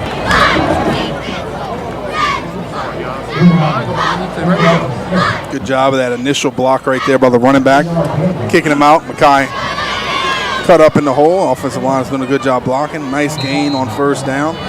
About a good solid 4 yards. I really hope our listeners really do enjoy that Parade of Champions interview series, because we do try to mix it up. Have some older guys, younger guys, and kind of hear the common theme is you've heard family and we're both together and winning championships, but it's good to hear from these guys. Yeah, no doubt. Guggenheim goes to his right, hands it off to the halfback, pushes forward to the 37-yard line to be 3rd down and short. You know what, though? I'm really glad that Craig brought up Chapel. Yes. It's one of his memories, because I came from a Catholic school when I first got to Curtis, and that was so foreign to me. Yes. You know, I had this crazy old man that's preaching the gospel. Yeah. But it's something today that I'll never forget it. As long as I live, I'll never forget. It was a huge impact on me. And most of the time, guys bring up, state championship, what about doing this? We did this with friends. But to bring up Chapel, that brought back a big memory for me. Coach Rob with FCA as well. Yeah, no doubt about it, man. No doubt about it. 13:41 to go in the half. Guggenheim goes to the right, hands off to the running back, and he's going to go nowhere. Good job, 4th down and 2. First series of that second half, they're stepping up, making some stops. It's going to be like a long 1, maybe 2, okay? Yeah. And so it started off as a promising drive, ends up going nowhere. Coach JT looks like he's going to go for it. We might go for it, yeah. Yep.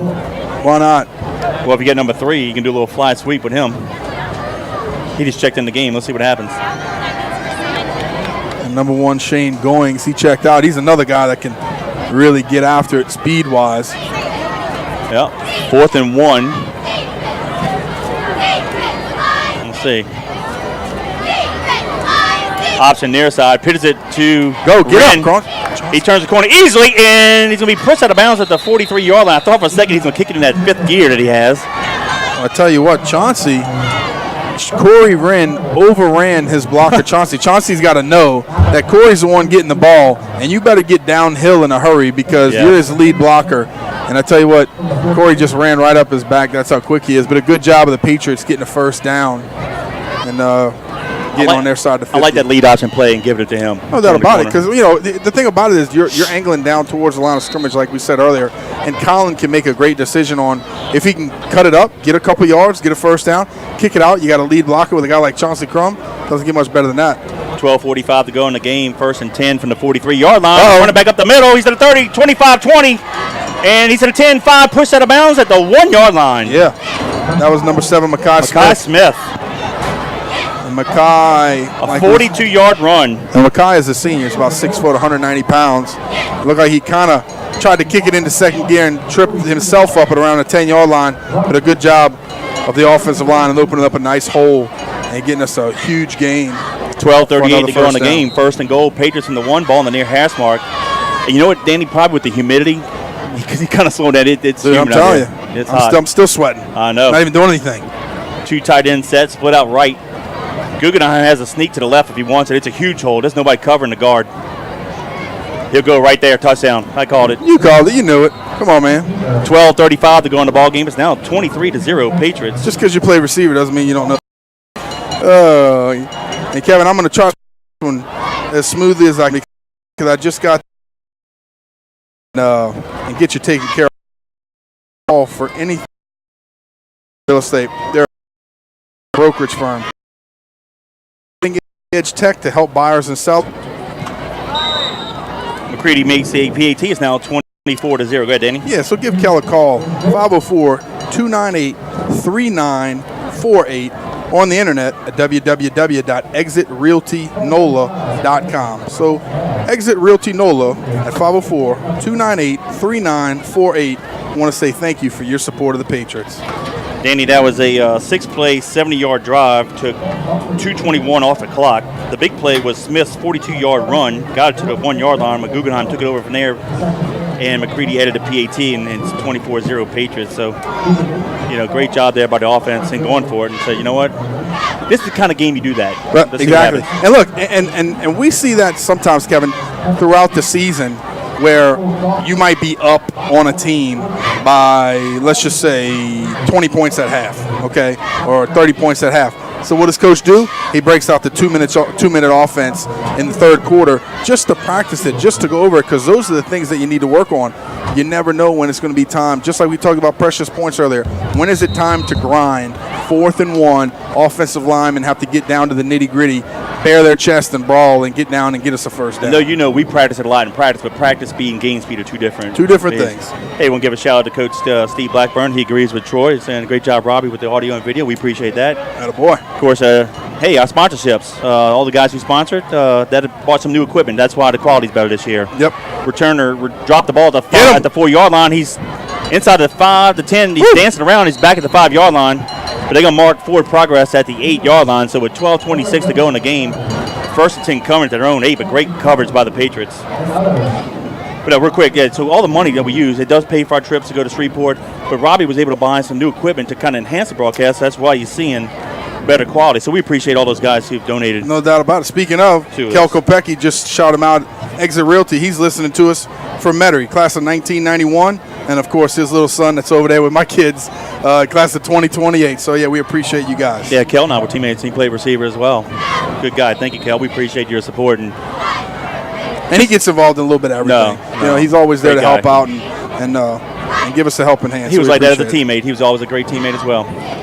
Twins to the right, split near far side. Quarterback is going to fake it, throw it near side, complete at the 12-yard line. And he's going to go nowhere. Maybe 2 yards. He got slung forward about 2 yards. Just shy of the first down. Yeah, I'll tell you what, man. Robbie said the quality should be better. Hey, is there a week when we can knock that out? You can see the text. You know, what I'm seeing so far, though, is, Kevin, yes, when they do get the ball as a defense, we're swarming to the football. Yes. We're getting after these guys. The defensive line is getting in the quarterback's face, and when he tries to get rid of it, throws it in the flat, we got DBs on the spot. But that's a staple, Coach Lee on defense. Get after the ball. Get to the ball. That's Run. it. How many times get you heard that? The ball. Well, on team oat drills, run to the ball, run to the ball. You never know. You can make a play or a turnover, you can recover it. They're going to hand it off to the running back who had the first down. Not by much. And Danny, I think that's their first down of the ball game. I think it's their second. Second? Yep. All right. But Yeah, you might be right. I weren't I'm not going to challenge Swami. Trust me. Hey, okay. I can make a mistake. But I tell you what, man, you're right. You got to keep coaching these guys. You got to instill it in them. Get after the football, ball key. Oh, I got a story to tell you. Hit me. So we're at Madden's football practice this week. They don't even have enough kids at Little Farms to field a tackle football team. So he's going to be playing on Baylor's team. They're going to be playing flag football. Okay. So the coach is over there, and he's snapping the ball. You know, the little ball key drill where our kids' nose are over the football, and all of them are lined up. All 6 of them. That's all we had. And so they're coaching. There's like 5 flag football teams out there playing at the same time. And, man, my boy, he must have jumped off 5 times in a row. I was about to tell him to lay on his belly before he jumps up and runs, and I yell, ball key! Because I just couldn't help it. It just came out. Everybody in the playground turns around and looked at me. I'm like, shoot, I'm going to keep coaching. That's the way I was taught. That's what we're going to do. But I tell you what's funny. It just made me think of these guys. I'm like, come on, son. Angelo Anderson with a sack of the quarterback for a 9-yard loss back to the 11-yard line. So with 10:50 in county, it's now 2nd down 19. That's funny, though. See, but that's what happens when you coach by the Curtis I'm telling you. staff. You still remember that years down the road. 2 receivers near side, 1 far side. They hand it to the running back up the middle, and big number 92 just eat him up. Norman, 6'1", 230, freshman. Got some other players on the field. Number 8, Antonio Alexander, linebacker. Got number 38 out here, Dante Thomas. He's been out there. Clofer's still at safety. It's good to see Clofer at safety. I like that big body back there roaming around. Number 54, Colin White, linebacker, sophomore. But yeah, Brenton Clofer, he's one of those guys. He's a thumper. Yes, he liked to get after the ball. He liked to hit guys, so we liked watching him. And you know, being back there as a safety, roaming around, he's going to have some big hits back there if that's where he stays. Just under 10 minutes to go in the ball game. Again, this is 2 15-minute halves. Quarterback takes the pass from center. He is in trouble. Angelo is chasing him, but he gets the ball off, throws it deep, and it's going to be intercepted at the 45-yard line. There'll be a block in the back. He's going to come back, but let's just get the return for practice anyway. He's at the 40, near side 30. Another flag on the play. He breaks 2 tackles and fumbles it out of bounds. We got a clip and then a block in the back. I think Angelo tried to pull the quarterback down as he couldn't quite get to him. And I don't know if they're going to call a block in the back down here or a crack back. Which one do you think? Over here on this side, yeah. But Kevin and I, of course, Kevin and I hate that rule, that crackback rule, because that's not the football that we grew up with. But that's just what it is now. And look, and I'm all for safety, taking care of these kids and everything, but it was so nice to be able to see those blocks back in the day. Dante, you know why? Because I wasn't part of it. That's true. Dante Thomas, number 38, with the pick. They'll probably take the one back here at the 44-yard line because they'll mark it back from there. Personal foul. But still Patriots ball. Against the Patriots, yep. They're going to decline that one.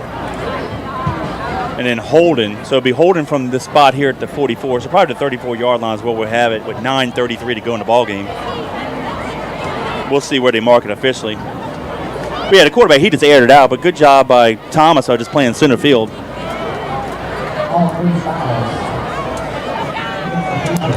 And again, we'll have a post-game recap. We'll go over the scoring highlights, and of course, we'll go over the schedule of this year. So we'll tell you where we're playing. And we got 3 of the first 4 on Thursday, including the next 2 Thursdays.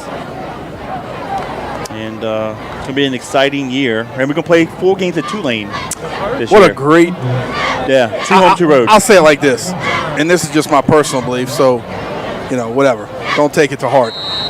I think it isn't a great college stadium because it's small. Great high it's school. great for Tulane because, you know, obviously it's on campus and it's what they could do with that neighborhood, you build what you can. But as far as a high school stadium, I agree. Dude, I think it is going to set up awesome. Ball was placed at the 29-yard line. McCready, quarterback, he handed it off. Got to the 31. I didn't see who the back was, but gain of 2. 2nd down 8, 9-18 in county. I agree. And we were supposed to play the first prep game there back in the day when they opened the stadium, but Tulane made some crazy agreements with the neighbors and no prep games really until last year. Right. And now they only can play 1 game, Tulane included. So if Tulane is at home, it's the 1 game, and if they're on the road, you give 1 prep game. So I don't agree with that, but whatever. We'll play there 4 times this year. McCready back to pass, looks to his right, fires it, going to be caught for the first down at the 43-yard line. That's going to be Spann. I'm telling you, McCready looked like his arm got stronger from last year also. Now I'm a teammate with his dad. his junior senior. I was a freshman, sophomore, and Steve could throw it. And we saw him last week. He could throw it last week at the little scrimmage. Yeah, I had both my quarterbacks. Steve McCready as a freshman, sophomore, and then junior senior Billy Duncan.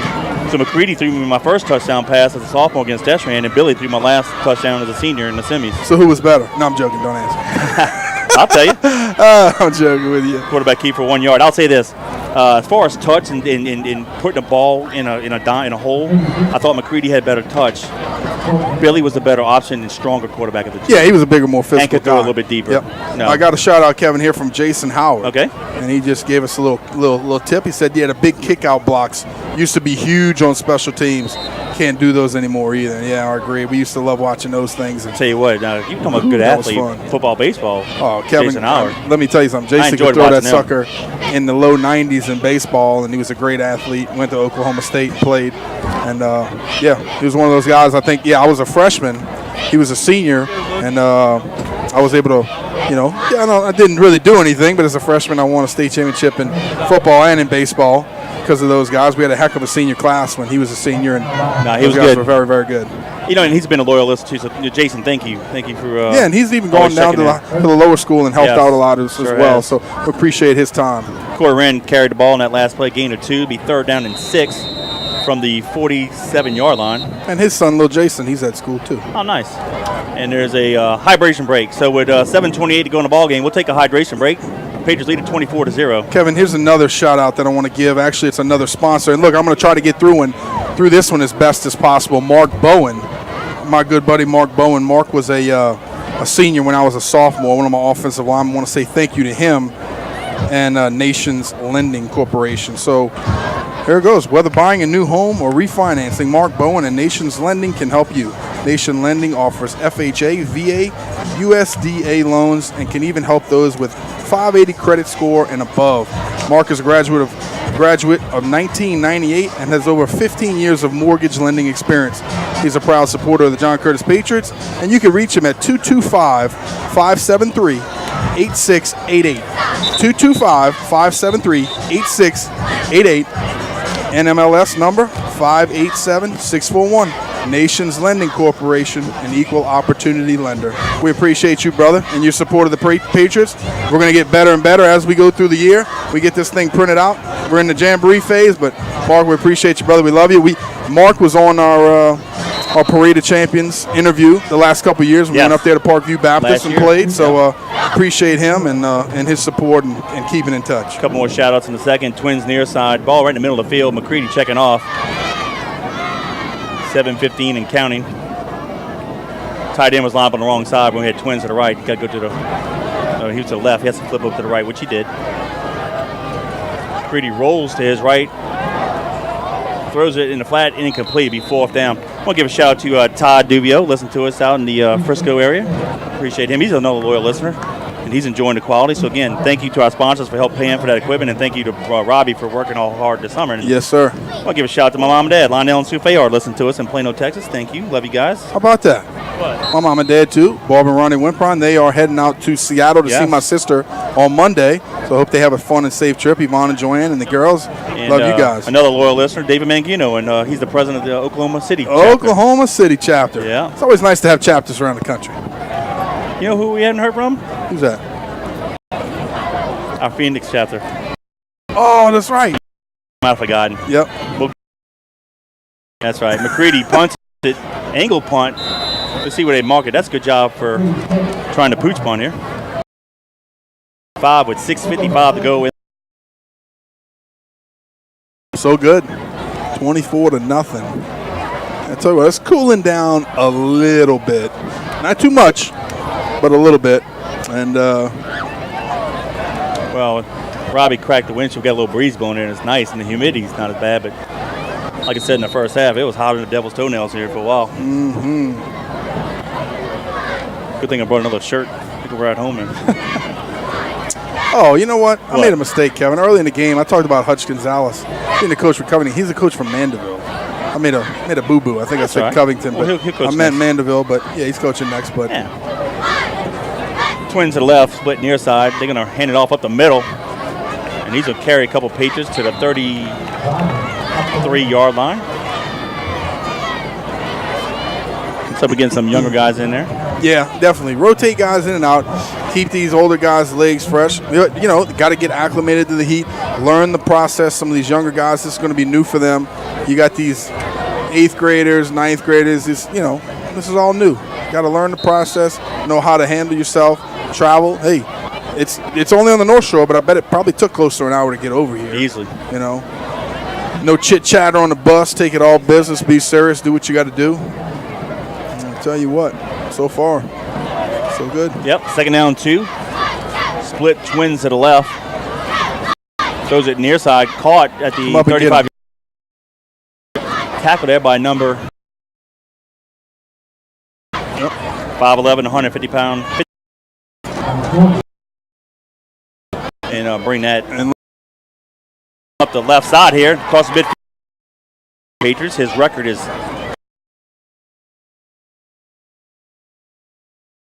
Yeah, and you got to stay touched and stay in. Guarantee it about one-on-one. Give your guy a chance to make a play.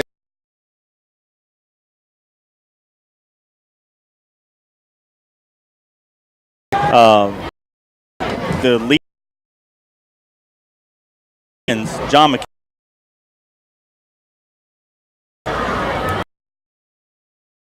One from time away from Get it. And he's We'll get it. 80 over. Get in 4 years. More than 80 over the third place guy. Yeah. Got to do it. Yeah, I know we had a little technical issue there. If you didn't hear that, Coach JT is 569 wins. John McKissack, who coached in South Carolina, retired in 2014. He leads all of football with 620 wins. And by the way, when you might not say it because you're nice, but I will. I'm gonna say it. Stick on the sidelines. Oh yeah. Coaching still. Well, here's the deal.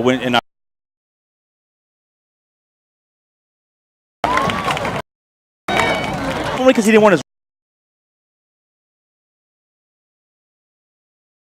You going down? I'm with you.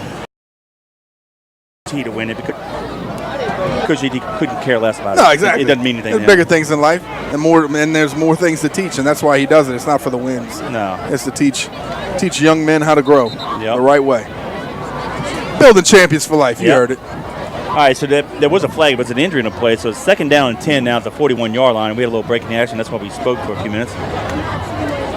Split near side, twins to the left. They'll stay in that pistol formation. They have a slot to the left. He's lined up right on the hip of the guard, left guard. They can hand it up to the running back up the middle, and he's going to be hit and drop after a 1-yard gain. But number 45 hit him first. It's Reggie Bergeron. We tailgated with his mom and dad. Yep, that's right. And he was on that Little League, East Bank Little League team that went to Waco for the first time in 2015. He's a good little athlete. And Kevin, of course, being up here in the booth, we got to give a shout out to Bob User Productions. Yep. Robbie's always up here in the booth as our chief production engineer, taking care of business for you. So for your next wedding, event, party, bar mitzvah, anything you got going on, you need filmed or edited, give him a call. Best in the business, 738-1447, Bob User Productions. We appreciate your support of the Patriots. 3rd down and long.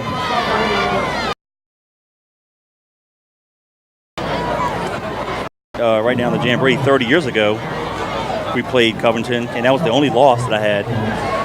And it was in a monsoon. I've told the story a few times through the years, but right before we take the run through it, big old bolt of lightning. Boom. Wow, hit it, and we go in the locker room. It was an hour and a half rain and lightning delay, and we didn't handle the rain delay like the champions should, and we didn't no more ready to play in the game, the Man of the Moon, and we lost 20-6. But I still say if we don't have the rain, we would have waxed it. But they played in the same conditions we did. They throw the ball far side to be incomplete. Great job there. Is that number 30 on the breakup? That's 30. He's not on the roster. All right, well, we'll get you for next week. Number 30, good play. Sure did. So it'll be 1st and 10 Patriots. They'll take it over at their own 40-yard line. Anyway, but we didn't handle the delay like a championship team, the Veteran Ball Club, did. Yeah, we're like, just come back on Saturday or Sunday and play this, and they just took it to us because they played the same conditions we did. And but so that's 30 years ago against Covington. As I see that blue, and I'm like, that kind of irks me. That's my only loss my senior year to them. But you said it. It's kind of some of the things that we're talking about. Going in and learning, and I'll say the word professional, but learning how to be a young man, learning how to kind of be a pro. The transition of how do you handle your business, things like that. We played it last year. That rain delay was killing me, and you were both like, okay, are we ready to get out of here? We don't have the pads on anymore. But, you know, it's learning. Oh, here we go. Yep, pull 22. off the right side, crosses the 50-yard line and into Lion territory to the 36. Oh, deuce, huh? I tell you what. Making you proud. The running backs make that number good. That's Roddy Poole. Tell you what, he is, 5'10", 190 sophomore, and Coach JT and Tommy Fallbacher told me during after one of the mass services this summer. Pound for pound, probably one of the stronger running backs we've ever had. Well, and they say he works very hard also. Yeah. Not going to let you down. Shows up every day, works his butt off, earns it. So it's good to see him on the field. Yep, 3:15 to go in the ball game. Ball is at the Lion 46-yard line. Far side pass mark. McCready comes near side, hands it off. Short gain to the 44-yard line. And that's the running back, Ja'Cory Lee. He's a freshman, 5'11", 165 pounds. So we're starting to get some different guys in the ball game here, Kevin, which we like to see. Some of those offensive linemen are new, keeping fresh, doing what they need to do. But this, Kevin, talks about some of your depth. Maybe after today, the first stringers have been solidified. If you're a young kid, you're a second-team kid, you're a third-team kid, you want to earn it, come out here and play hard in the Jamboree. Do what you have to do. Get on the film and earn it. 2nd and 9 from the 44. Ball in the middle of the field will come near side. McCready keeps it, and he's going to gain 1. 3rd down 8 with 2:27 to go in the ball game. And another way that a young kid earns his keep, earns his opportunity, is through special teams. Yes. So when your name gets called, and look, and if you're out there listening, you're a young kid, when you get a chance to do something on special teams, how did Duke Riley get noticed at LSU? Special teams. Special teams. How did he probably first get noticed here at Curtis? Probably special teams. It's the same thing. When you get your opportunity to play, and Coach Johnny always said it, you get on special teams, guess what, son? You're a first teamer. Yep. You're a first teamer. You earned it. I agree. 3rd and 8 from the 44. 43 that's called. McCready fires a pass far side, incomplete. Would have been shot of the first down by a yard anyway. Yep. I think that you got to communicate a little bit better there in the huddle, Kevin, because what I think the receiver did is tried to stretch it to the sticks, and McCready threw it about that 6-yard mark where that little hitch is. A little miscommunication there, but because, you know, one of those things as a QB, you could tell them, hey, stretch it to the sticks. Yep. When they do that, you rock back, sit on that back foot a little longer, let that thing go, or, you know, put a little air under it, but on time, and you're going to hit them right in the numbers. Just one more thing to learn. Yep. 1:50 to go in the ball game. We'll punt it. You know what, having McCready back as a punter and being the backup quarterback, easy to fake. Yep. I doubt we'll do it here, but no, a lot of things you can do. It's a good point. Nice high kick, going to be. They don't look like they're going to touch it. Nope. Uh-oh. We'll cover it at the 14, 15-yard line with 1:39 to go in the ball game. So the Patriots will definitely win this Jamboree. 24-0 now. Who knows what happens in the next minute, 38. Yep. We got some younger kids but that come out, though, but it's good to see. We're all 0-0, so we'll start next week. And I'll go over the schedule after the game when we have our recap. And, yeah, it starts for good now. So I would have liked, besides winning number 27 in December last year, to get Coach JT's 570th victory in the Dome. Would have been nice.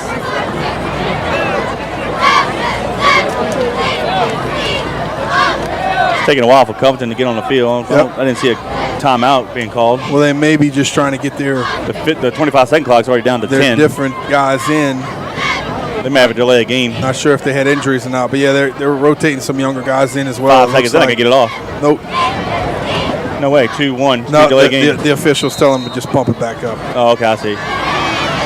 Jamboree, you could do stuff like that. JT's not going to run out at the 50-yard line and start yelling. We called timeout in Covington.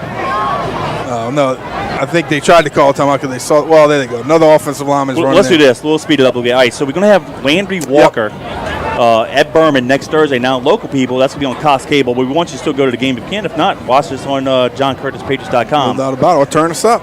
Then, the following Thursday, we're going to go to Shreveport and go play out of Texas. Hang on. Thursday, which is we're going to be Thursday.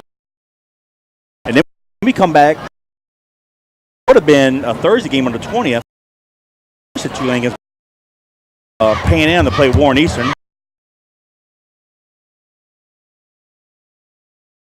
Against Jesuit. On that first Friday, which I believe, but that's going to be a Saturday game. And then the last. I mean, you know, there is no warming up and taking it easy, you know, for any weeks. I mean, you got to go out there and perform. Like you said, we're going to play. I guess to better say that, we're never satisfied. Them a call 467-044. Score and recap. Game, if you will, Jamboree. The Patriots got on the board first with the 12:20 to go in the first half. Guggenheim had a 4-yard touchdown run. McCready's PAT made it 7-0. They capped off a 3-play, 38-yard drive, took 107 off the clock. Then with 10:21 to go in the half, Chauncey Crum had a 3-yard touchdown run. McCready's PAT made it 14-0. They capped off a 2-play, 29-yard drive, 23 seconds off the clock.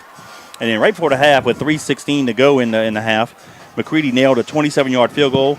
That capped off an 8-play drive that took 3:50 off the clock, and the Patriots went to halftime leading 17-0. The only score in the second half was by the Patriots. With 12:35 to go in the ballgame, Guggenheim had a 1-yard touchdown run, which was set up by a 42-yard run by Mekhi Smith to the 1-yard line. McCready's PAT made it 24-0. That capped off a 6-play, 70-yard drive, took 2:21 off the clock, and that's how this Jamboree ended. Danny, we start next year.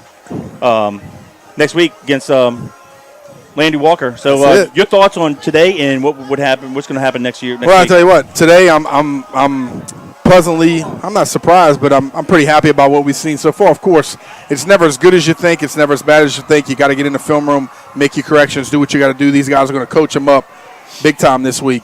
But guess what? The season's here. It's time to buckle up. Landry Walker, as we know, is going to be big. They're going to be physical. They're going to come out and hit you, and they're going to have great team speed. Yep. Same Same thing we've always seen from them. It's going to be a heck of a matchup. So please tune in to us. We're very excited about bringing the action to you on JohnCurtisPatriots.com. YouTube. Yep. YouTube, that's our new deal. I got to get used to saying that. YouTube, and of course on JohnCurtisPatriots.com. This is our 8th season up here in the booth, so it's been a heck of a lot of fun throughout the years. So we appreciate it. Keep in touch with us. Check us out. Here's the schedule one more time. Next Thursday, August 30th, at Landy Walker at Berman Stadium. Then on the following Thursday, the September 6th, we'll be in Shreveport against Bishop Lynch. The following Friday, the 14th, in Baton Rouge against Parkview Baptist. Then the following Friday, the 21st, against Brother Martin. That's at Tulane. Then the next Thursday, that's I believe is going to be the 20th or 29th of September, at Pan Am against Warren Eastern. Then Friday, October 5th, at Tulane against Jesuit. That's a road trip. Then another road trip back to Tulane on Saturday, the 13th of October against St. Aug. Then the 19th of October, we're going to play at Bernalino. That's homecoming against Holy Cross. And then on the 22nd of October will be Rummel. And then the following, and that's at East Jefferson. That's a road trip. And then Friday, November 2nd, Shaw at Tulane Stadium. So that's our schedule. Of course, we'll bring it every week as we go through the season as well.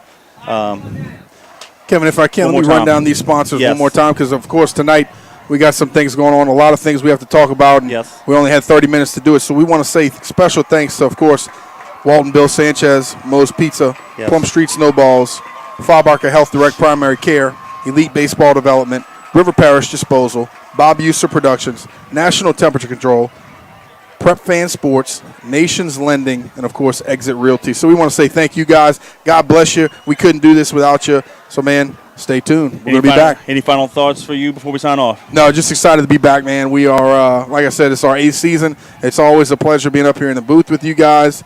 Man, no, just stay tuned. It's going to be a great season this year. Looking forward to it. Yep, y'all enjoy the ride. It's going to be be safe. A two-fold celebration. The 30th anniversary of the 1988 Patriots, which won state championship number 10, and also Coach JT's 50th season coaching the Patriots. That's right.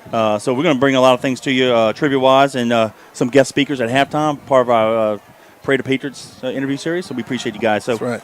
I know Gordon couldn't be on the air tonight. We always have technical difficulties on the field, so we apologize for that. We'll get him back at Berman next week. So on behalf of Gordon Hebert, Robbie Usa, Danny Wimpron, and Kevin Fayard, until next week when the Patriots open up against Landy Walker, go.